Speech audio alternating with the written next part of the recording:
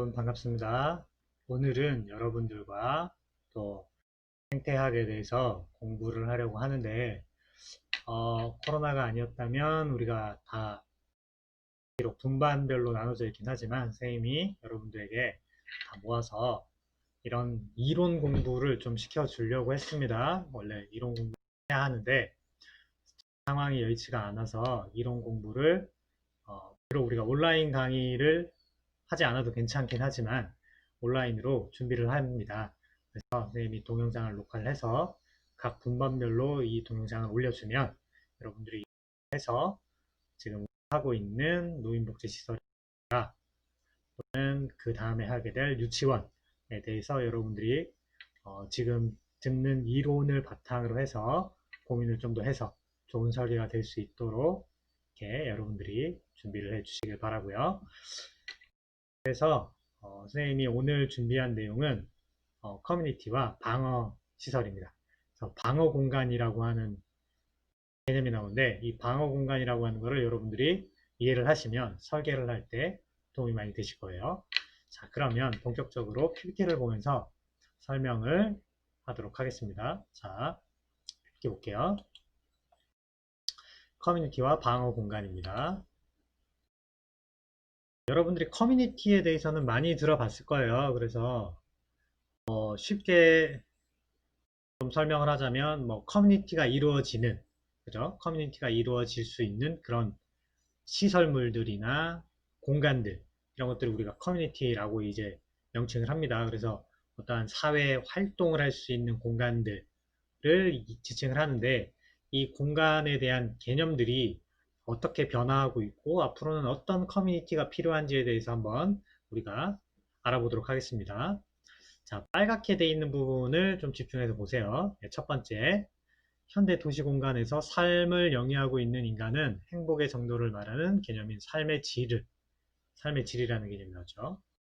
삶의 질을, 아이고, 동그라미 잘못 쳤네. 삶의 질을 향상시키고자 많은 노력을 기울이고 있습니다. 그래서 음식이나 주거 커뮤니티, 안전, 자유 및 권리 등의 수준이 높은 곳에 속하는 집단일수록 그들의 삶의 질이 높아졌다고 생각하며 이러한 결과는 행복과 연동되고 있다고 보고 있다 라고 우리가 지금은 이렇게 이해를 하고 있어요. 그래서 밑에 보면 우리나라처럼 좁은 국토 면적으로 인해서 물리적 밀도가 높은 반면 사회적 안전망 미비로 사회적 밀도가 낮은 도시에서는 이러한 지표들을 통해 삶의 질을 평가할 수 있으며 이러한 지표들을 향상시켜 삶의 질을 높여 행복할 수 있는 권리를 만들려고 노력하고 있다라고 이야기를 합니다. 자, 밑에 삶의 질을 향상시키기 위한 지표 중 도시 및 건축과 밀접하게 관련을 가지고 있는 것은 커뮤니티와 안전이 될 수 있다라고 이야기합니다. 그래서 중요한 개념이 드디어 나왔죠. 커뮤니티라고 하는 개념과 안전이라고 하는 개념입니다. 그래서 우리는 도시에 살면서 이런 커뮤니티와 안전을 통해서 삶의 질을 영위하고 이것을 향상시키고자 한다. 이게 인간이 가지는 어떻게 보면 기본적인 욕구와 본능 중에 하나가 될 수 있습니다. 자, 그럼 커뮤니티라고 하는 것이 왜 필요하냐라고 하는 것들을 여러분들이 이해해야 되는데 왜 필요한지에 대해서는 다음에 설명이 나오지만 우리 설계 프로젝트만 가지고 이야기를 한번 해볼까요? 우리 설계 프로젝트에서 커뮤니티 시설이 들어갑니까? 안 들어갑니까? 라고 이야기를 한다면 당연히 들어가죠. 잠깐만, 바람이 많이 부네. 잠깐만요.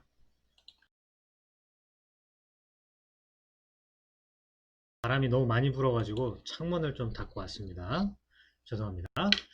자, 우리 시설에서 노인복지시설 또는 우리가 노인 요양시설을 계획을 하게 되는데 예전으로 치면 양로원이나 경로당 같은 개념인데 이제 예전에는 그 노인들이 그냥 잠깐 낮 시간 동안에 머무르는 공간의 개념을 벗어나서 어, 이분들이 여기에서 커뮤니케이션이라고 하는 개념이 들어가고 사회성이라고 하는 개념이 들어간 그런 공간을 원하고 있습니다.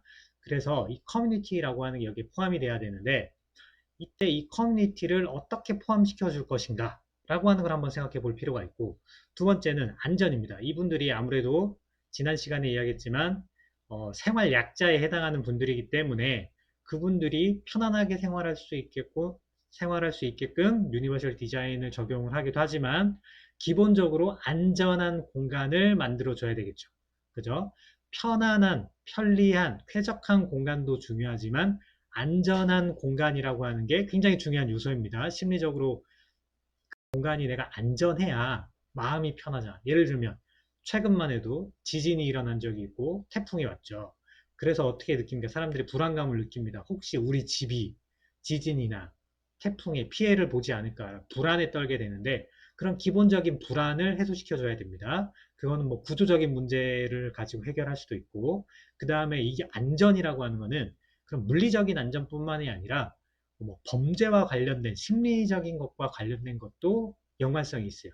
그래서 도둑이 들거나 범죄로부터 안전하고 싶은 심리가 있죠. 그죠? 그러한 공간을 계획을 어떻게 해야 되고 어떤 요소들을 우리가 주의 깊게 살펴보면 그런 방어 공간으로서 그리고 커뮤니티를 활성화시킬 수 있는 공간으로서의 역할을 할 수 있는지를 우리가 알 수 있겠죠. 그죠? 자, 넘어가서 자, 밑에 노랗게 하이라이트 된 부분을 보면 도시가 발달하면 할수록 커뮤니티 붕괴로 인한 사회 문제가 발생하고 있다라는 점이 나옵니다. 이건 도시화의 문제점들이죠. 우리가 이미 알고 있는 겁니다. 그러면 어떻게 이거를 회복시킬 수 있느냐가 우리의 주된 관심사가 될 수 있습니다. 넘어가서 자, 그럼 커뮤니티라고 하는 거를 우리가 어떻게 이해를 해야 할까?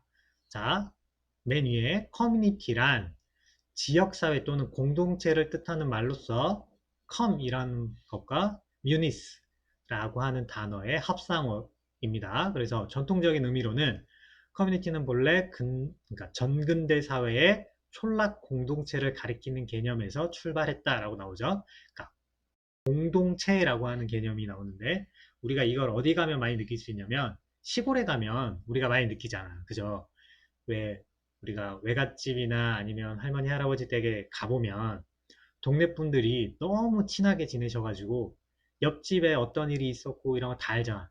옆집에 아들은 뭐 어떤 일을 하고 있고 그 집에 아들의 또 자식들은 또 지금 몇 살이고 뭐 이런 거 우리 다 알고 있죠. 그죠? 그러니까 이 공동체로서 연대 의식을 가지고 있는 거예요. 그죠? 이런 개념에서 출발한 게 바로 커뮤니티라고 하는 건데 현재 사회에서의 커뮤니티는 전통적 의미의 커뮤니티는 아니라는 거죠. 그러면 이제 현대 사회로 넘어와서의 이 커뮤니티라고 하는 거는 어떤 의미로서 사용되고 있는지 그리고 어떤 역할을 필요로 하고 있는지를 우리가 알 필요가 있죠. 그죠? 그래서 밑에 넘어가 보면 빨갛게 된 부분 커뮤니티에 대한 개념으로 지역, 사회적 상호작용, 공동의 연대 등을 주된 구성 요소로 삼고 있다라고 나옵니다. 그래서 지역, 가까운 데 사는 분들끼리 그죠? 멀리 살면 힘들죠. 가까운 지역에 사는 분들끼리 사회적 상호작용을 한다. 그러니까 정보라든지 감정적인 것, 정서적인 것들을 주고받는다. 서로 영향을 주고받는다. 그럼으로 인해서 연대의식을 가지게 된다. 라고 하는 게 주된 구성 요소가 되겠습니다. 그래서 일반적으로 커뮤니티는 공간적인 차원에서 일정한 영역을 공유하는 지역성, 사회 문화적인 차원에서 사회적으로 상호작용 하면서 집단적 정체성, 아이덴티티를 갖고 이것을 함께 나누는 공동체성, 그리고 구조적인 차원에서 독자적인 실체로 존속하려 하는 유기체적인 속성을 기본적인 구성 요소로 하고 있다라고 설명하고 있습니다. 넘어가서 공동의 필요와 목적, 공동선의 추구, 공유된 삶과 문화 또는 가치관, 그리고 이러한 것들을 구체적 내용을 설정하고 실현시키기 위한 의사소통 및 집합적 행동과 관련되어 있다라고 이야기를 하고 있습니다. 미안해요. 연락이 와가지고 중간에 강의가 끊겼습니다. 어디까지 얘기했는지도 까먹어 버렸어요. 쭉 설명을 다시 할게요. 그래서 여기까지 얘기했죠. 집합적 행동과 관련되어 있다라고 이야기를 합니다. 그래서 20세기 이후부터는 이런 것들이 조금 변화가 있었어요. 그래서 현대적 커뮤니티라고 하는 개념이 되어 있는데 이때 커뮤니티의 개념이라고 하는 거는 네트워크형 커뮤니티 1번, 개방적인 커뮤니티 2번, 공공 커뮤니티 3번 부분적인 커뮤니티 또는 결사체적 커뮤니티에서 네 가지 종류로 분류를 할 수 있습니다. 그래서 각각의 개념들을 이해를 하게 되면 우리가 필요로 하는 커뮤니티라고 하는 시설, 커뮤니티라고 하는 공간이 어떤 공간이 필요로 할지를 우리가 유출할 수 있겠죠. 그래서 내가 어떠한 시설을 만들려고 했을 때, 커뮤니티 시설을 만들려고 했을 때 그 커뮤니티를 사용하는 집단이 어떤 집단인가, 그죠? 그리고 그들이 추구하는 목적은 무엇인가, 이곳에서 이들이 하고자 하는 행동, 뭐 어떤 행사 이런 것들은 무엇이 있는가에 따라서 하나, 둘, 셋, 네 개의 개념을 여러분들이 생각해 보고 적절한 시설물을 배치해 주는 것으로써 커뮤니티를 활성화시킬 수 있다라고 하는 걸로 정리를 할 수 있겠습니다. 넘어가서 자, 첫 번째 네트워크형. 그래서 빨갛게 된 부분 뭐죠? 규모가 커지고 도시에서 서로 이질적이고 상이한 소규모 지역사회를 하나로 묶어준다는 점에서 차별성을 보여줍니다. 느슨한 연대 속에서 근린 지구의 자립과 공생의 조화를 추구한다는 점에서 커뮤니티 원형과 크게 다르지 않은 특징이 있다. 여기서 이 네트워크라고 하는 것은 다른 표현으로 하자면 인맥이에요, 인맥. 인간관계에 의해서 만들어진 커뮤니티야. 그래서 만약에 선생님을 기준으로 한다면 선생님의 동료 교수님들이 있을 수 있고 그 다음에 동료 연구원들도 있을 수 있고 어디 기업의 사장님이나 이사님들 이런 분들이 있을 수 있겠죠. 일적으로 뭐 그 다음에 관련 전문적인 어떤 행사에 의해서 만들어진 커뮤니티라고 보는 거죠. 그래서 뭐 예를 들자면 교수님들끼리 뭐 일주일에 한 번씩 모임을 가져서 뭔가 친목 동호회를 한다. 그러면 이거는 네트워크형 커뮤니티가 될 수 있겠지. 그죠? 뭐 이런 식의 예를 들 수 있어요. 두 번째, 이제 개방형 커뮤니티가 있습니다. 그래서 자립성을 확보한다. 그 다음에 여러 가지 커뮤니티들과 연계를 도모하고 커뮤니티와 직간접적으로 관련된 여러 행위 주체들을 포괄하는 넓은 의미의 커뮤니티다. 여기서 보면 자립성을 확보한다라고 돼 있지만 어떻게 보면 이 네트워크형이라고 하는 것에 확장된 개념이라고 보면 돼요. 작은 소규모 커뮤니티들이 있으면 이거를 포괄하는 개념의 커뮤니티가 바로 개방적 커뮤니티다라고 이해할 수 있을 겁니다. 세 번째, 공공 커뮤니티 같은 경우에는 도시 또는 시민사회 전체를 포괄하는 다수의 구역을 고려한다라고 되어 있어요. 굉장히 큰 커뮤니티야. 예를 들자면 시민연대 같은 그런 거예요. 뭐가 있을 수 있을까? 만약에 뭐 이게 좋은 예인지는 선생님이 잘 모르겠는데 뭐 부산시에 뭐 공원을 설립하자라고 사람들이 모여서 시민들이 모여서 커뮤니티를 만들었다. 그럼 이건 공공 커뮤니티가 되는 거야. 부산시 공원 조성 뭐 연합 뭐 이런 식의 명칭을 붙인다면 공공 커뮤니티로서 공통의 목적을 가지고 활동을 하는 거죠. 그죠? 그래서 위에 보면 뭐라고 써 있냐면 자신들의 집단적 이익만을 추구하기 위해 공동체 활동을 벌이는 사적 커뮤니티가 아니라 그보다 넓은 개념이다 라고 돼 있죠. 그래서 어떤 집단적 이익을 추구하는 것은 맞지만 이게 개인의 이익을 위한 게 아니라 사회 전체의 이익을 위해서 모이는 집단, 이게 공공 커뮤니티다 라고 볼 수 있습니다. 그래서 하고 네 번째, 부분적 커뮤니티. 그래서 여기 보면 지역사회의 재생산에 관련된 일부 기능만을 담당하고 서로 다른 주체로 구성되는 이들을 부분적 커뮤니티들이 서로 얽혀있는 양상을 취한다라고 나옵니다. 그래서 부분적 커뮤니티 같은 경우에는 여기 나와 있는 이런 특징들이 그냥 부분적으로 나타나는 그런 커뮤니티라고 보시면 돼요. 그래서 어떠한 굉장히 소규모의 커뮤니티로 보통 구성이 됩니다.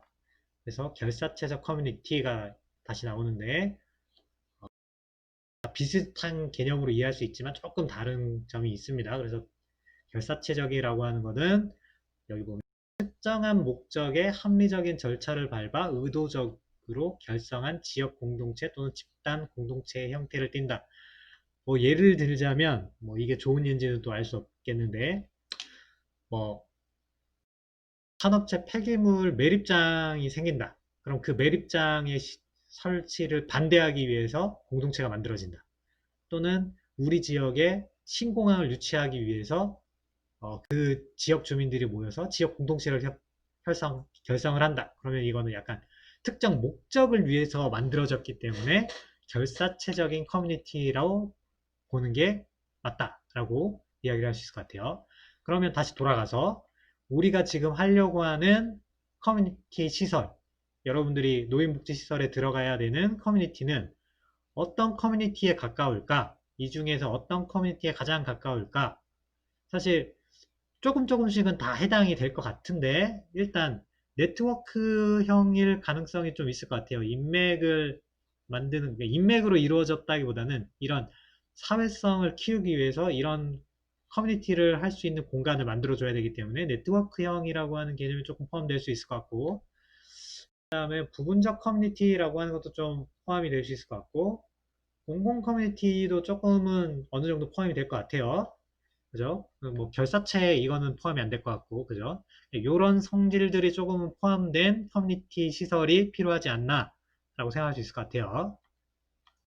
넘어가서 커뮤니티라고 하는 용어의 의미는 각각 상이할 수 있지만 때때로 사람들의 집단 이데올로기나 공유하는 특성을 의미하기도 한다라고 설명을 하고 있고요.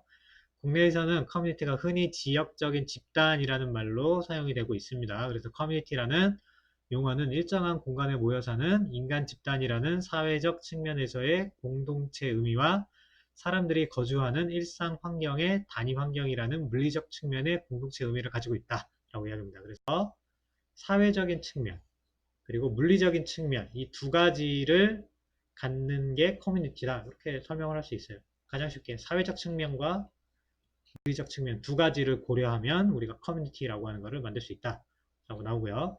그 다음에 도시와 건축 분야에서는 뭐 동질성이라고 하는, 그다음에 정성이라고 하는 게 나옵니다. 이게 다른 의미로 건축에서는 어떤 의미로 쓰입니까?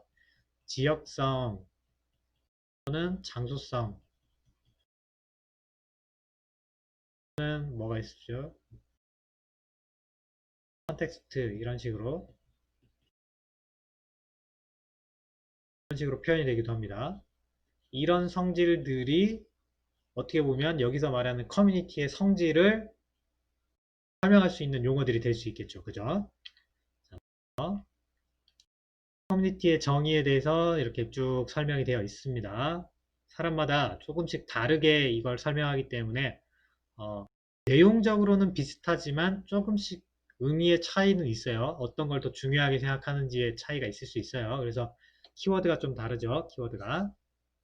한번 읽어보시고 커뮤니티라고 하는 개념을 여러분들이 한번 머릿속에 넣어보는 시간을 가지시고요. 넘어가서 이때 이 커뮤니티라고 하는 걸 이제 이해했으니까 이제 공간이라고 하는 개념으로 이제 넘어가야겠죠. 우리가 설계를 해야 되니까 이 공간이라고 하는 걸로 넘어가서 커뮤니티 공간의 의미는 지역사회의 커뮤니티 시설을 뜻합니다. 그래서 시설, 결국에는 커뮤니티 시설이라고 하는 개념이 나와야 되는데 이 커뮤니티 시설이라고 하는 것은 앞에 이야기했던 그 커뮤니티를 하기 위한 공간이 결국엔 커뮤니티 시설이 되는 거죠. 그죠? 그럼 어떠한 커뮤니티가 일어나느냐에 따라서 이 시설의 우리가 방향이 좀 달라질 수 있습니다. 그래서 여기 보면 커뮤니티 시설이라고 하는 것은 공동으로 관리 또는 공유하는 시설이다. 그죠? 여기서 공동이라고 하는 단어가 일단 중요하고 건강, 여가, 문화, 교육, 복지를 위한 공간이다. 중요한 개념이죠. 이게 커뮤니티를 이해하기 위한 중요한 단어들이 여기에 다 등장을 했습니다.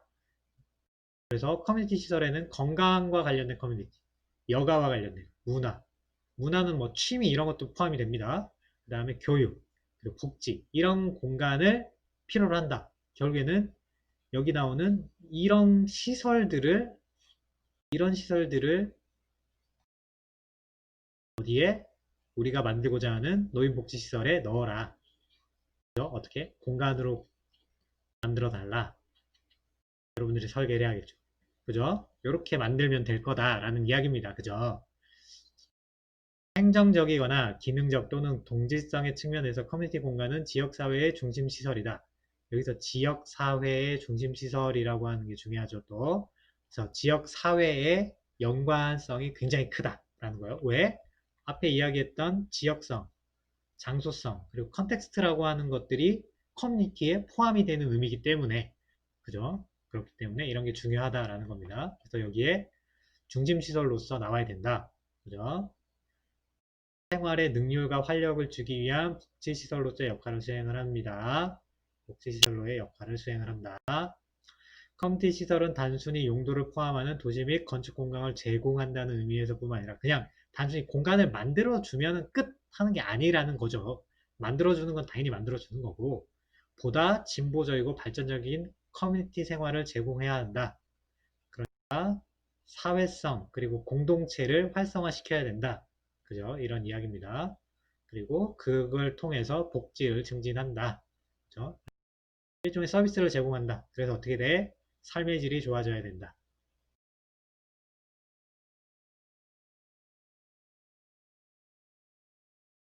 이게 포인트죠. 결국에는.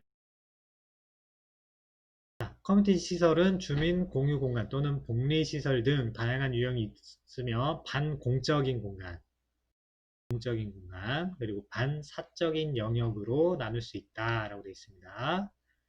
그래서 커뮤니티 공간의 배치 형태 및 특성은 표에 나온다라고 표를 좀 이따 봅니다. 그래서 커뮤니티 공간은 단순히 커뮤니티 시설과 같은 물리적인 의미의 공유 공간만을 의미하진 않는다. 여러분들이 조심해야 될 건 이거예요. 설계를 하는데 단지 커뮤니티라고 하는 거를 고려해주기 위해서 실과 실이 있으면 그 사이에 커뮤니티를 하라고 공간을 만들어주면 끝 하는 게 절대 아니에요. 이렇게 설계하는 거는 좋은 설계도 아니고 이렇게 해서 이게 커뮤니티가 일어나질 않습니다. 절대. 그러니까 실과 실 사이에 단순히 커뮤니티를 위한 시설을 배치하는 걸로 끝나는 설계는 좋은 설계가 아닙니다. 이렇게 설계하는 거는 좋은 평가를 못 받는다는 얘기예요.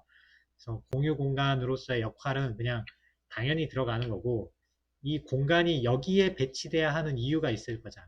지금 이 양쪽에 있는 이 시설물들이 과연 어떤 시설물이기에 가운데 이 시설물을 넣음으로 인해서 이 두 공간을 사용하고 있는 어떠한 집단들이 서로 시너지 효과를 일으킬 수 있는 사회성을 만들어낼 수 있고 공동체의 그런 것들이 활성화될 수 있는 역할을 할 수 있느냐 이거예요. 그러니까 어떠한 역할을 부여해야 된다는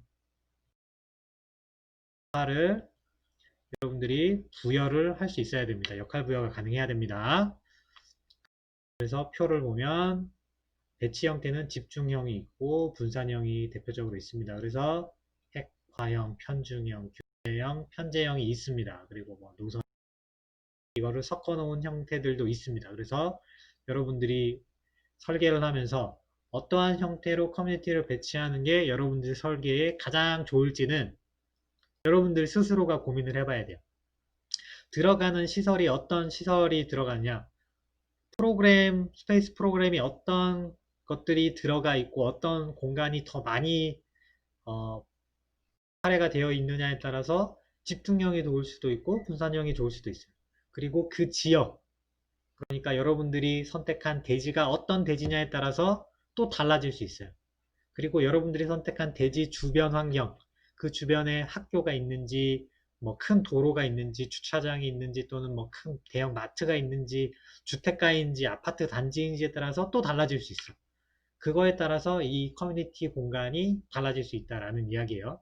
왜냐하면 그 시설을 쓰는 사람뿐만 아니라 그 시설에 방문하는 사람조차도 이 커뮤니티 공간을 같이 사용해야 하기 때문에 어떤 형태로 공간을 만드느냐는 조건에 따라서 많이 차이가 날 수 있습니다. 그래서 이런 내용들을 쭉 한번 확인을 해보고 여러분들이 어떤 게 좋을지는 팀별로 회의를 해서 결정을 하도록 하세요.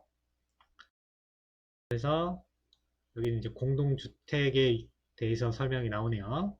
공동주택에 들어가는 커뮤니티라고 하는 것들은 이런 것들이 있다. 라고 합니다. 뭐 집회와 관련된 것, 뭐 복지나 상담, 여가, 문화, 교육, 보육, 건강관리, 체육, 여가, 스포츠, 서비스 이렇게 해서 유형이 쭉 있고 이 유형에 따라서 필요한 기능들이 이렇게 나와 있습니다. 그래서 이거는 지금 공동주택, 그러니까 아파트 단지죠. 어떻게 보면 거기에 필요로 하는 프로그램들을 쭉 나열한 건데 모든 아파트 단지에 이게 다 있지 않죠. 그죠?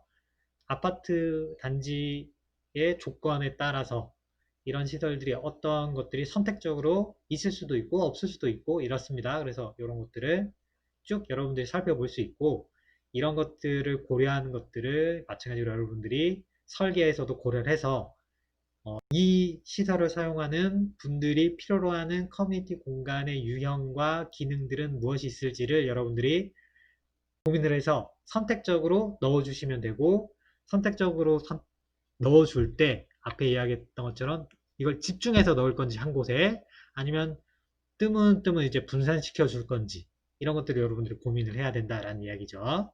자, 넘어가서 커뮤니티 공간은 개개인을 전체 사회와 그리고 전체 사회를 개인에 연결시켜주는 중간체적인 매우 중요한 역할을 수행한다라고 나와 있습니다. 현대 도시에서는 커뮤니티 공간은 단순히 지역사회의 생활환경을 개선할 뿐 아니라 살아가는 데 필요한 물리적 환경과 사회적 환경을 조성을 하고 있습니다. 물리적 환경과 사회적 환경을 만들어주고 있다. 넘어가서 하지만 지금까지 많은 커뮤니티 공간은 그 기능을 상실하거나 또는 이러한 기능을 강조하기 위하여 다양한 커뮤니티 공간에 대한 기능에만 충실한 설계로 많은 문제점을 내포했다라고 합니다. 기능만 넣는 거예요. 어떤 시설이 필요하다 그러면 그 시설만 그냥 넣으면 끝 하는 거예요. 공간만 만들어 준 겁니다. 그렇게 하면은 이제 사람들이 사용을 안 하면 문제가 생기잖아. 그죠? 그냥 불필요한 공간이 하나 더 있을 뿐이잖아. 그죠? 그래서 이런 문제점과 기능을 상실하게 되면 문제점으로 인해서 기능을 상실하면 커뮤니티 공간은 사람들로부터 외면을 받게 되고 노후된 장소로 전락을 하게 되거나 범죄에 노출된 공간이 됩니다. 그러니까 이렇게 되지 않도록 사람들에게 꼭 필요한 그런 시설들을 배치해주고 적절하게 잘 설계를 해줘야 노후된 공간이 되거나 범죄에 노출된 공간이 되지 않겠죠. 그죠? 이렇게 되면은 나쁜 설계가 되는 거죠. 그죠? 그렇게 하지 않기 위해서 노력해야 된다라는 거죠. 그래서 상호작용. 아까 사회적인 역할을 해야 됩니다. 사회적 환경으로서의 역할을 해야 되는데 이때 필요한 요소들, 심리적인 요소, 사회적인 요소, 그다음 물리적 요소들, 그죠? 이렇게 있으니까 이런 것들을 만족시켜줘야 문제가 발생하지 않는다라는 겁니다. 문제가 발생할 수 있는 것들을 해결하기 위해서 여러분들이 고려해 줘야 되는 요소들이 이렇게 쭉 나열되어 있는 거예요. 읽어보시고요. 여러분들이 이거를 적절하게 이해를 해서 설계에 반영을 해주세요. 아까 얘기했던 범죄에 노출된 공간이 되면 안 되기 때문에 그렇게 만들지 않기 위해서 우리가 또 설계를 잘 해줘야 되는데 그때 등장하는 개념이 방어 공간입니다. 방어 공간에 대해서 설명을 해드릴게요. 이 방어 공간이라고 하는 것은 언제 만들어졌냐면 2차 세계대전 이후 미국의 급격한 도시 변화와 관련이 있습니다. 이제 세계대전 이후에 이제 전쟁이 끝나고 사람들이 도시로 몰려들기 시작합니다. 그래서 도시에 사람이 너무 많이 밀집되다 보니까 그죠? 인구가 집중되다 보니까 계층 간의 갈등이 생기게 됩니다. 소득 불균형이 생기게 됩니다. 그래서 이런 것들을 해결하기 위해서 인구가 너무 많으니까 고층 주거 건물을 만들어서 이제 좀 저소득층 사람들에게 공급을 했습니다. 아파트가 맨 처음 공급된 거는 우리는 아파트라고 하면 굉장히 고급 주거라고 이야기를 하지만 처음에 아파트가 보급되기 시작한 것은 저소득층들이 살기 위한 밀집되어 있는 고밀화된 집합 주거를 만들어서 도시의 주거 문제를 해결하기 위한 목적이었습니다. 그래서 이것을 만들었는데 이러한 건물들이 나중에 범죄가 발생하는 공간으로 전락을 하게 돼요. 왜냐면 아까 이야기했던 커뮤니티 시설이라든가 이런 것들을 만들어줬더니 커뮤니티가 일어나기는커녕 그 공간이 방치되고 사람들이 안 가게 되고 그래서 슬럼화가 되고 그 지역이 범죄에 노출된 그런 안 좋은 공간이 돼버렸단 말입니다. 그래서 그렇게 되는 것을 방지하기 위해서 사람들이 어떻게 하면 그런 현상을 막을 수 있을까라고 고민을 해서 설계에 반영하고자 했던 노력들이 방어 공간이라고 하는 형태로 이론이 정립이 된 거다라고 생각할 수 있어요. 그래서 방어 공간이라고 하는 것은 물리적인 환경 변화를 통해서 범죄 예방을 목적으로 합니다. 범죄를 예방하는, 우리가 세프테드라고 하는 게 있는데 그것과 유사합니다. 뒤에 나올 거예요. 그래서 개념상은 방어하기 쉬운 주거 공간이란 용어고요. 여기서 이 방어 공간이라고 하는 것은 범죄에 노출되지 않도록 주변 환경을 조성하는 개념입니다. 주변 환경을 범죄로부터 노출되지 않도록 막아주는 역할을 하는 설계.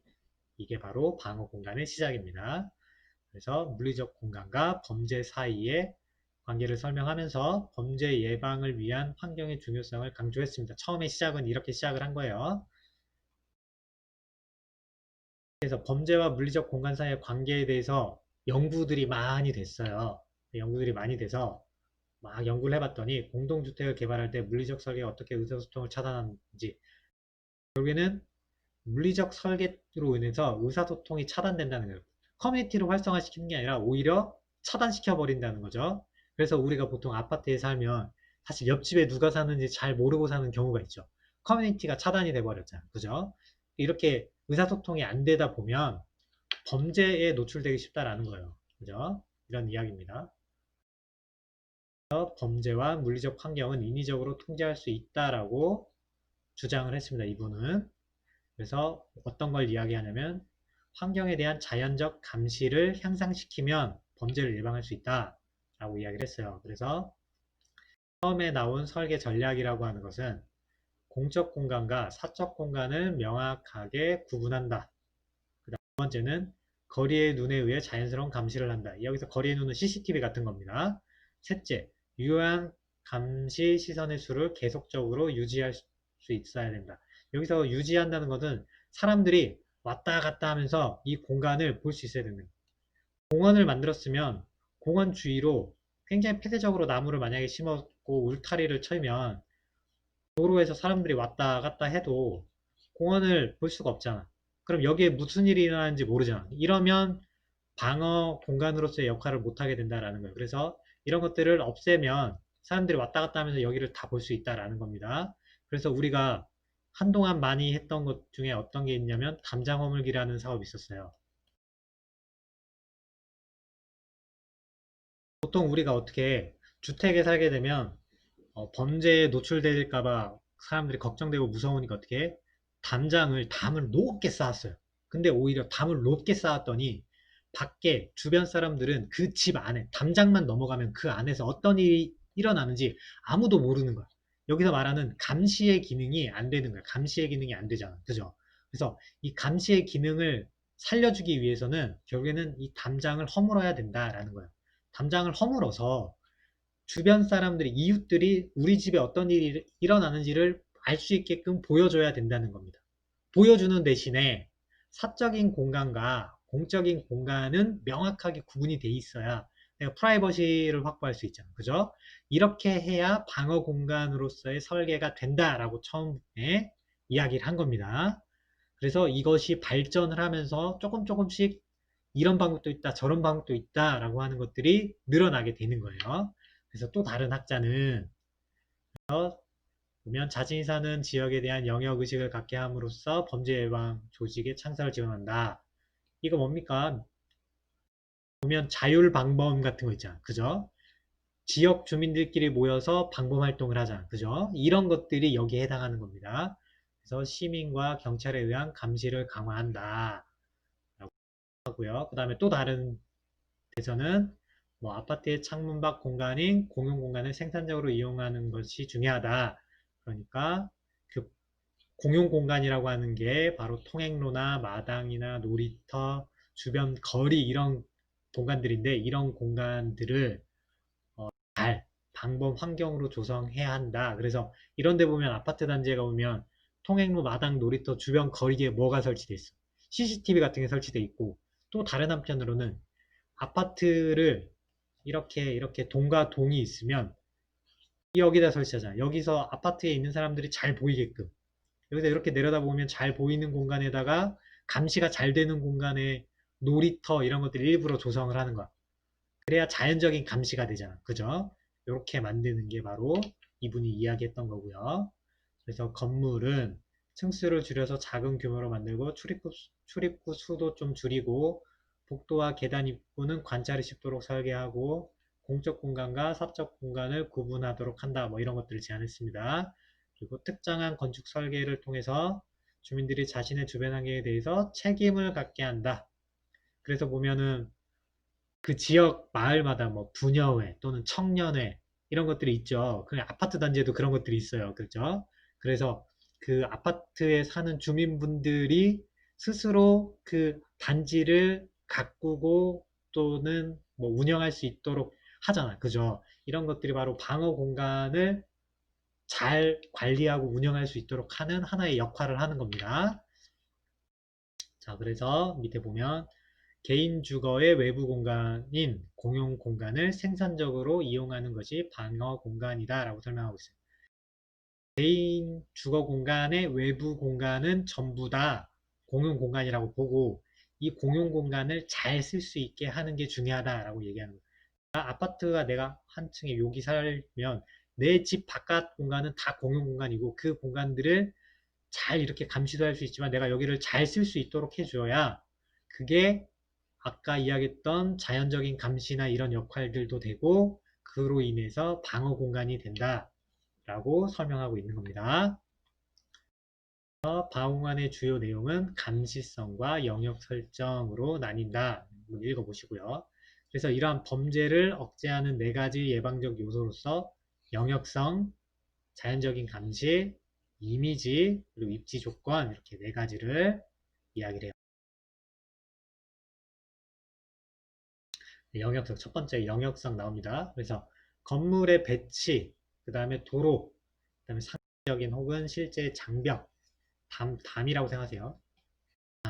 그 지역의 거주자들의 그것이 자신의 것이라고 하게 되는 의식을 갖도록 하는 것을 목적으로 한다. 그러니까 이 지역, 이 마을은 우리 마을이야. 이 아파트 단지는 우리 아파트 단지야. 라고 하는 소속감을 갖도록 만들어 줌으로써 이 영역을 만들어서 이 영역성을 확보해서 한편으로는 이거 소속감이라고 보실 수 있어요. 소속감.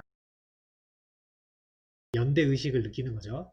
그럼으로 인해서 여기를 주인의식을 가지고 잘 관리할 수 있도록 만들어주는 거. 외부와는 다른 여기는 내가 잘 관리해야 되는 그런 곳이다 라고 느끼게끔 만들어주는 게 필요하다라는 거고요. 두 번째는 자연적으로 감시가 돼야 됩니다. 감시. 이것들은 이제 이용자, 이웃, 그다음 외부인 이런 사람들에게 보이게끔 하는 거리의 눈입니다. 보이게끔 오픈시켜준다는 얘기입니다. 자연적 감시 능력이 향상되면 외부인에게 자신이 계속 누군가가 감시되고 있다는 생각을 갖게 하여서 범죄 기회를 감소시키고 거주자들에게는 불안과 공포를 감소시킨다. 그래서 그 지역이 안전하다고 느끼게 되어 거주자들의 이용이 증대된다. 증대된다는 것은 다른 표현으로는 커뮤니티가 활성화된다는 겁니다. 활성화. 밖에 나가고 싶은데 밖에 나가기가 무서워. 너무 어둡거나 사람도 없고 이런 밖에 나가기 무섭잖아. 그죠? 근데 그 지역이 굉장히 노출이 잘 돼 있고 사람들도 북적북적 거리면 내가 밤늦게 밖에 나가도 안 무섭잖아. 그죠? 그런 거랑 똑같은 거예요. 이 커뮤니티를 활성화시킴으로 인해서 이러한 방어 공간을 만들 수 있다라는 겁니다. 다음은 이미지예요. 그 지역이 굉장히 깨끗하고 그러면 범죄가 일어날 것 같지 않아 보이게끔 만드는 거예요. 이런 데는 범죄가 일어날 수 없어. 너무 깨끗하고 관리도 잘 돼. 이러면 사람들이 거기서 범죄 활동을 하지 않는다는 거예요. 범죄에 취약하게 보이지 않고 주변 지역 사회로부터 고립되지 않도록 지역 사회를 조성하는 것을 의미합니다. 이 이미지, 이게 나중에 나오는 깨진 유리창 이론이라고 하는 거에 아주 중요한 핵심 포인트입니다. 이미지. 그 다음 입지 조건이 있습니다. 특정 장소 주변 지역의 성격을 말하고요. 잠재적 범죄자를 밀어내기 쉬운 장소와 잠재적 범죄자를 유인하기 쉬운 장소 시설이 주변에 있는가 여부가 문제가 됩니다. 그러니까 주변 환경이 어떤가, 이건 결국에는 환경의 문제입니다. 환경. 주변 환경에 주택가가 있는지 아니면 상업지구가 있는지 근린시설이 있는지 공원이 있는지 뭐 아파트 단지가 있는지에 따라서 굉장히 달라질 수 있어요. 만약에 우리 아파트 단지 바로 옆이 상업지구, 중심 상업지구요. 서면이라고 칩시다. 그래서 맨날 거기 밤에 사람들이 북적북적거리고 그래요. 근데 한쪽 편에는 상가들이 24시간 불이 켜져 있어서 편의점도 있고 막 이래가지고, 또는 경찰서가 거기 파출소 같은 게 하나 있어. 그래서 거기를 이제 순찰도 돌고 그러면 거기는 범죄가 안 일어나. 근데 그 뒤쪽에는 저녁이 되면 불이 다 꺼져 버려. 그럼 그쪽에는 사람들이 어떻게 술을 마시거나 좀 취하거나 뭐 불량한 사람들이 나중에 그 어두운 곳을 찾아간단 말이야. 그러면 똑같이 시내에 있지만 이렇게 좀 관리가 잘 되는 지역, 사람들이 많은 지역은 괜찮은데 그렇지 않은 지역에는 범죄가 일어날 확률이 높아진단 말이에요. 그래서 그 주변의 시설이나 환경이 어떠냐가 굉장히 중요한 요소가 돼요. 이게 입지 환경, 입지 조건에 해당되는 내용들입니다. 이런 것들을 고려해서 설계를 해줘야 된다. 고려해서. 자, 이렇게 해서 네 가지를 알아봤고요. 결국에는 이런 방어 공간을 만드는 이유는 거주자에게 재산과 권리를 그러니까 보장해주기 위한 것들입니다. 방어 공간 이론은 물리적 환경 특성에 중점을 두고 있습니다. 물리적 환경에. 그래서 사회 특성과 개인 특성에 집중적으로 강요하지는 않습니다. 또 다음에서 이야기되는 범죄에 의한 범죄의 확산, 즉 깨진 유리창 이런 뒤에 나올 거예요. 동적인 과정에는 초점을 두고 있지 않다. 동적인 면에는 좀 미흡합니다. 그래서 이런 데에서 한계점은 조금은 있어요. 하지만 충분히 방어공간이라는 개념 자체로서 가치는 있습니다. 자, 그러면 깨진 유리창 이론이라는 것도 우리가 한번 해봅시다. 그 전에 방어공간의 개념을 정리하면 이렇게 나옵니다. 개인의 특성, 그리고 사회의 특성, 환경적인 특성들을 그리고 범죄가 구성이 되는데, 이 범죄가 일어나는 것을 억제하는 것이 바로 방어공간입니다. 이때 개인의 특성이나 사회적 특성들은 고려가 좀 어려워요. 환경적인, 물리적인 공간을 이용해서 억제하는 게 바로 이게 방어 공간이에요. 그러면 이 개인의 특성이나 사회적인 특성들까지도 반영할 수 있게끔 설명하려고 노력하는 이론이 바로 깨진 유리창입니다. 깨진 유리창 이론이라고 하는 겁니다. 여기에 대해서 그러면 한번 살펴볼게요. 이 깨진 유리창 이론이라고 하는 건 언제 만들어졌냐면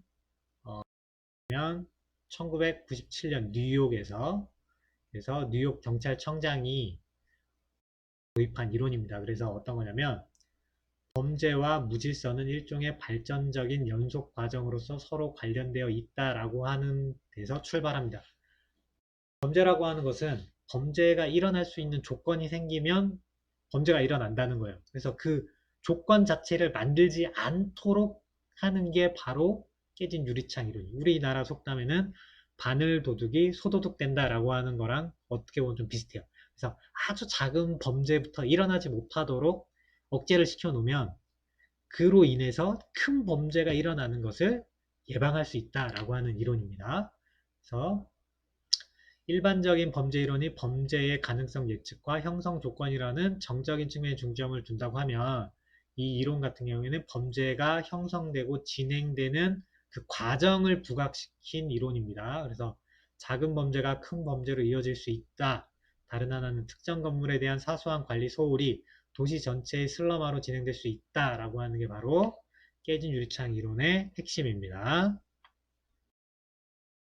도시에 작은 범죄가 일어날 수 있는 것들을 감시 감독을 통해서 여기서 예방을 하는 겁니다. 예방을 해버리면 그 이후로 큰 범죄로 일어날 확률을 줄이는 거예요. 그래서 큰 범죄가 일어나지 않는 거예요. 예를 들면 여기 살인, 뭐 방화 이런 것도 일어나지 않는 거예요. 작은 범죄라는 건 뭐가 있을까요? 예를 들면 쓰레기를 버린다거나 낙서를 하거나 이런 것들을 못하게 하는 거야.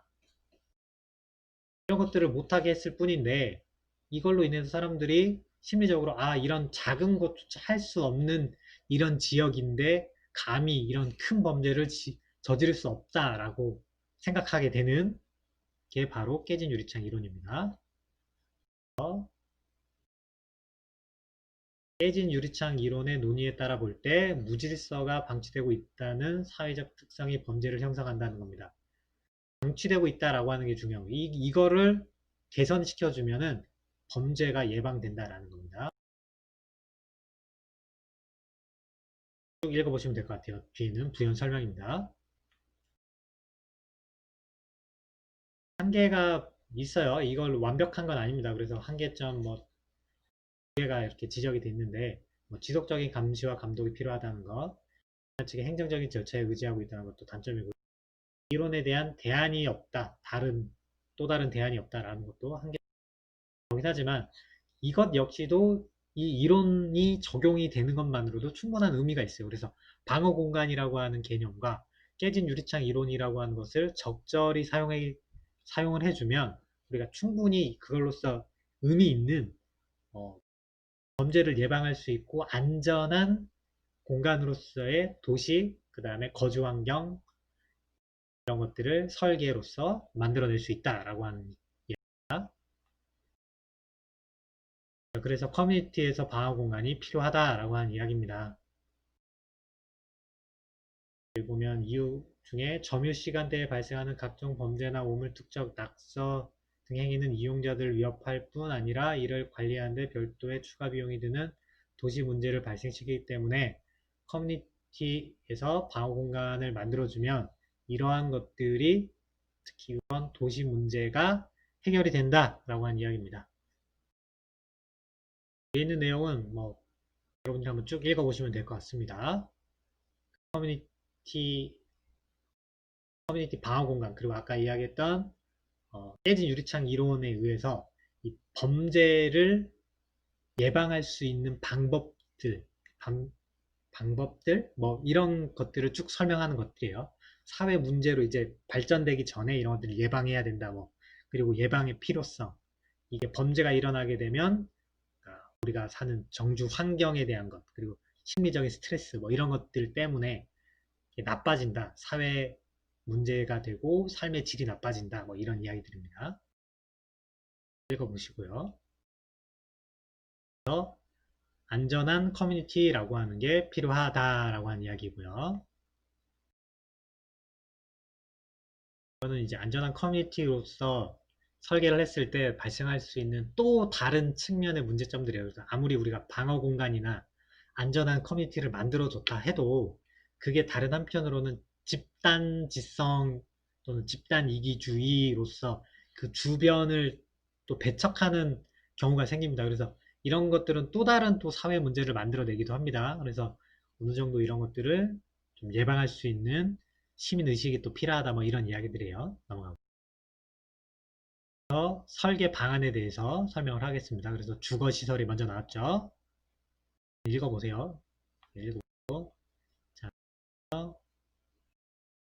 여기서부터 설명할게요. 어떻게 설계를 하면 좋느냐 그래서 차로와 보행로 같은 경우에는 일단 조명을 설치해서 밝게 만들어 달라라는 이야기 들었고요. 그 다음에 가급적 많은 사람들이 이용할 수 있게 해달라라는 이야기입니다. 감시를 할 수 있게끔 해달라는 얘기. 조명, 가로등 디자인 이런 것들 잘해달라는 이야기. 조경 같은 경우에는 숨을 수 있는 장소를 만들어주면 안 된다라는 거고요. 보행로 및 공간의 특성에 따라서 수목을 잘 해라. 그래서 수목을 너무 이제 빽빽하게 하거나 이런 것도 지양해라 이런 이야기고요. 이동의 출입구를 이제 자연적 감시가 잘 되도록 만들어 달라. 그렇게 해서 공용시설들을 주동 출입구 근처에 이렇게 잘 배치해 달라. 이런 이야기들이에요. 경비실이나 공동 세탁실, 경로당 이런 것들을 배치해주면 자연스럽게 감시 역할을 할 수 있다. 이런 이야기이고요. 공용 공간을 잘 관리를 해야 되는데 그래서 현관이나 계단실, 엘리베이터 같은 공간에 범죄가 일어날 수 있으니까 어떻게 CCTV 같은 거, 그 다음에 출입 통제 설비, 우리가 보통 보안 카드나 이런 걸 찍죠. 이런 것들을 설치해야 된다. 이런 거고요. 외부 벽면의 디테일 같은 경우에는 범죄자가 기어오를 수 있거나 이렇게 하면 안 된다라는 거고요. 볼게요. 빌링 공원이 나왔습니다. 방어 공간을 어떻게 만들 건지, 영역성의 관점에서 봤을 때 모든 거주자들에게 공원을 돌봐야 할 책임감을 느끼게 하는 것이 중요하다라고 나오죠. 그 말은 바꿔 말하면 일반 그 주변에 사는 거주자들이 그 근린공원을 마치 내 것처럼 잘 활용할 수 있도록 만들어줘야 된다라는 의미겠죠. 그래서 마을 행사나 바자회 같은 것들을, 이벤트를 자주 만들어줘서 주인의식을 갖게 만들어 달라, 그런 이야기입니다. 다음 자연적인 감시에서는 우리가 취약한 장소가 만들어지지 않도록 해야 된다라는 이야기고, 주변 건물에서 잘 되도록 공원을 설계하는 게 중요하다. 그러니까 식재를 할 때도 시야를 차단하는 것은 최소한으로 하는 게 좋겠죠. 어떻게 보면. 그죠? 이미지가 나왔습니다. 이미지는 불량 거주지나 유흥가 상업지역 등에 형성되어 있다면 범죄의 온상이 되기 쉽기 때문에 안전성이 높은 주거지역에 인접해서 조성하는 게 좋다. 그러니까 근린공원을 만들었는데 너무 이제 술집이 많은 그런데 근린공원이 들어가면 그 근린공원 자체가 이제 범죄가 일어날 수 있는 환경을 갖기 때문에 그렇지 못하도록 설계를 해줘야 된다, 이런 말이에요. 그렇다고 해서 여기 나온 것처럼 불량거주지나 유흥가 상업지역에 공원이 그럼 없어야 되느냐? 그건 절대 아닙니다. 공원이 들어갈 수 있어야 되고, 공원이 들어가는 대신에 이 공원이 그런 용도로 사용되지 못하도록 관리 감독이 잘 되게끔 해달라. 그래야 이 이미지나 환경 측면에서 봤을 때 범죄를 예방할 수 있다, 이런 이야기입니다. 예를 들면 공원 바로 옆에 파출소 같은 게 있는 거야. 그죠? 그러면 이 파출소가 24시간 운영되고 있으니까 여기에 감히 누가 술 취한 사람들이 여기서 불량 청소년 행패를 못 부릴 거 아니야. 그죠? 그런 식의 계획이 필요하다라는 겁니다.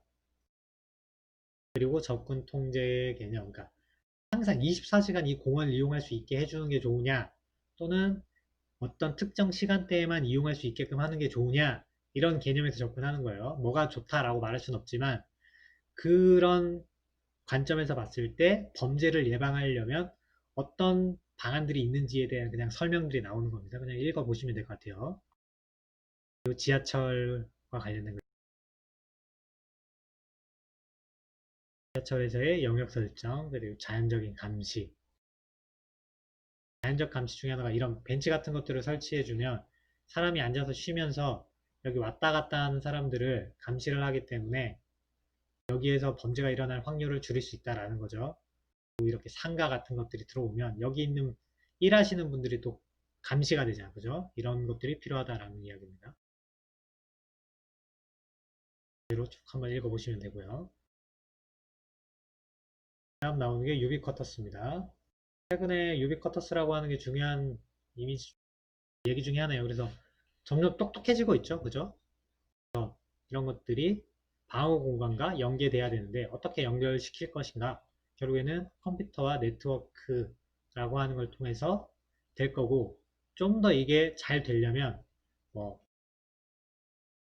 뭐가 있죠? 보면 요즘은 길거리에 가다 보면 비상벨이 있어요. 그래서 위험할 때 그 벨을 딱 누르면 그 벨이 바로 경찰서나 여기에 신고가 접수가 되면 그 벨이 있는 위치가 어딘지를 알고 있기 때문에 바로 5분 안에 출동을 하고 막 그렇습니다.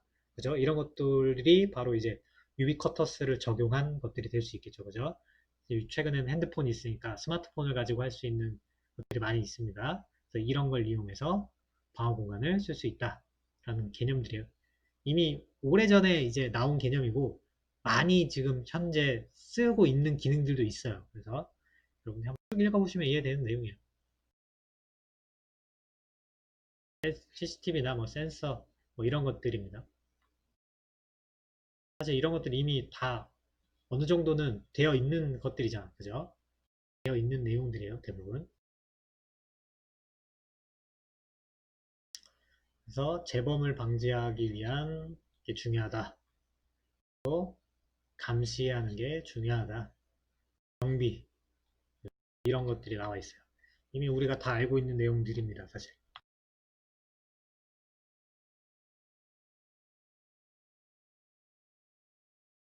자, 이렇게 해서 간략하게 여러분들한테 방어 공간에 대해서 설명을 해드렸습니다. 그래서 커뮤니티 시설을 만들고 그 다음에 방어 공간으로서 그 시설을 어떻게 계획을 해줘야 되는지에 대한 설명들을 쭉 했고, 이러한 것들이 아까 마지막에 유비쿼터스까지 이어졌어요. 그죠? 내용들이. 이제 유비쿼터스에서 최근에는 더 나아갑니다. 그래서 스마트 빌딩 그리고 스마트 시티 이렇게 넘어가요. 여러분들 뭐 최근에 어디서 많이 들어봤던 4차 산업혁명이라던가 인공지능이라던가 이런 단어들 있죠. 이런 걸 이용해서 지금은 이런 기술들이 접목이 되고 있습니다. 그래서 여러분들이 단순히 그냥 여기 나와 있는 이론이 이런 이론이 있다에 그치는 게 아니라 관심이 좀 더 이제 아이디어를 내서 어떻게 하면 좀 더 효율적으로 이런 기능들을 구현할 것인가, 또 디지털화 시킬 수 있느냐, 앞으로 미래에 필요한 기능들, 4차 산업혁명에 맞는 그런 방법들은 무엇이 있는지 같이 생각해 보는 것도 여러분들에게 좋은 공부가 될 것 같습니다. 이렇게 해서 이런 부분은 여기까지 해서 마치도록 하겠습니다. 이 선생님이 설명한 이론을 참고해서 여러분들이 앞으로 수업하는데 설계하는데 도움이 되길 바랍니다. 자, 그러면 여기서 마치겠습니다. 고생했습니다.